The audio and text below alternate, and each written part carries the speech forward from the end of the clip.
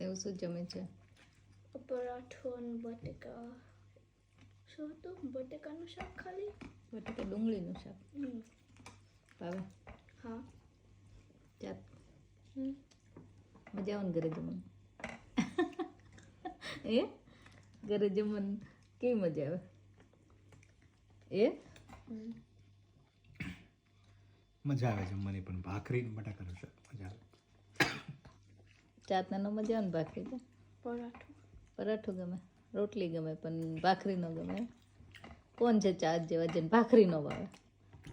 તું એક જ છો. પણ સ્નેહ તો તોય ખાઈ લેજે. અત્યારે શું ખાય છે? હા, પણ તારી જોડે એને ના પાડવા માંડ્યો ને તેને ભાખરી ભાવતી હતી એને. ગોળ સાથે ભાખરી, ગોળ, બટાકા ડુંગળીનું શાક. સરસ હે. તો ચલો બધા જમવા. એ બીજું એક પૂછવું હતું. હમ આજે તમે જમવાનો વિડીયો જોવો ને, એમાં એક વસ્તુ મિસ થાય છે.